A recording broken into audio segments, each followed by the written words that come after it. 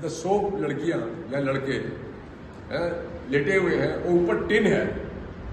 Even एक school के अंदर हमने देखा कि बहुत बड़ा हॉल उन्होंने बनाया है जिसमें कई सौ बच्चे बैठ सकते हैं, और मेरे ख्याल से 400-500 बच्चे बैठे हुए होंगे जिस वक्त हमने वो मीटिंग करी। लेकिन उसके ऊपर भी पूरा टीन है, टीन का हॉल है। मुझे ये नहीं मतलब आज तक समझ में आता कि हमारे ऊपर मतलब एडमिनिस्ट्रेशन में जो लोग बैठे हैं उनके पास इतना सेंस नहीं है। सेंस का मतलब कॉमन सेंस, कि भाई तुम अगर कोई चीज बना रहे हो तो ऐसे लेंटर क्यों नहीं डाल देते? वो टिन के नीचे, क्लासरूम भी टिन के नीचे, हॉस्टल भी टिन के नीचे, वो वर्कर जो खाना बनाने वाले हैं उनका एक्सप्लोइटेशन है, वो एक पार्ट है कि उसको 8,000 रुपया दे रहे हो और वर्कर को, और वो तो एक पार्ट है।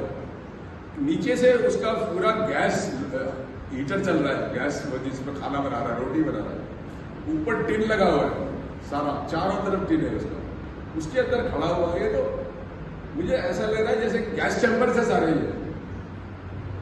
और क्या सरकार एक मतलब उसका बेड भी ठीक नहीं दे सकती?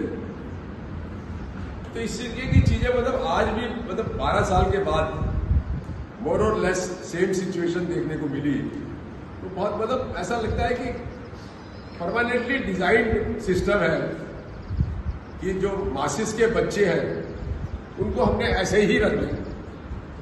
और एक तरीके की मुझे समझ में एक तो ये हुआ कि ऊपर से ही सारा डिजाइन करके नीचे आ गया, वो बड़ी समस्या है। लेकिन मुझे ये एक चीज समझ में नहीं आई, आप टीचर्स हैं, ये तो पढ़े लिखे हैं ना, टीचर है, प्रिंसिपल है, ये सब पढ़े लिखे हैं, तो कम से कम विद इन स्कूल अगर खाना बच्चों को डिस्ट्रीब्यूट करना है, इसके लिए कोई प्राइम मिनिस्टर के आएगा, वो बताएगा कैसे खाना डिस्ट्रीब्यूट होता है। इतनी सेंस मतलब टीचर या प्रिंसिपल के अंदर नहीं है कि भाई बच्चों को एक डिग्निफाइड वे में खाना तो खिला दो। क्वालिटी की भी बात छोड़ दो आप। मैंने एक बच्चा खा रहा था तो मैंने कहा जरा मुझे भी दे दे अपने उसमें से, प्लेट में से।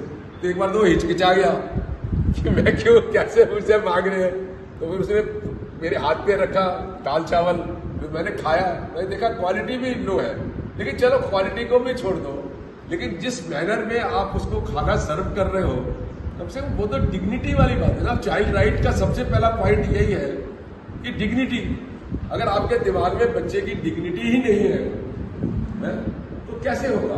तो एक माइंडसेट जो है ना, माइंडसेट स्कूल के लेवल पर टीचर्स और प्रिंसिपल का, और फिर इसी तरीके से धीरे ऊपर तक। अभी मैं आपको बताऊं, अभी लगभग साल या 1.5 साल हो गया होगा, मैं गढ़चिरौली गया था और एक हफ्ते का पूरा मैंने वहाँ ट्रिप लगाया था, और बहुत सारे आश्रम स्कूल्स मैंने विजिट किए थे, और बहुत बुरी हालत थी, वही टेंट और ये वो।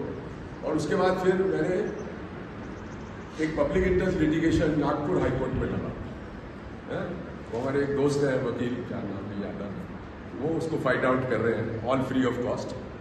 तो उस पर नोटिस हुआ आश्रम उसको, ट्राइबल गवर्नमेंट को और आपकी महाराष्ट्र गवर्नमेंट को। एक चीज मुझे बहुत अच्छी लगी, और पहली बार मैंने देखा कि कोई सरकार ईमानदारी से हाईकोर्ट में एफिडेविट फाइल कर रही है कि हाँ जो कुछ भी इन्होंने लिखा है वो ठीक है, और दूसरा ये कि हम ये कर रहे हैं। लेकिन क्या करा उन्होंने, मतलब अब आप देखो, अगर 3 क्लासरूम है उसको आप एस्बेस्टो से रिप्लेस कर रहे हैं, तो खाई से निकाला खंदक में डाल दिया। What are you doing? मतलब जो लोग ऊपर बैठे हुए हैं, अच्छा पैसा अब अभी हो सकता है कि वो एस्बेस्टोस शीट्स पे, एस्बेस्टोस के ऊपर करोड़ों रुपया खर्च कर रहे हो, फिर उनको लगे, फिर तो हो गया काम।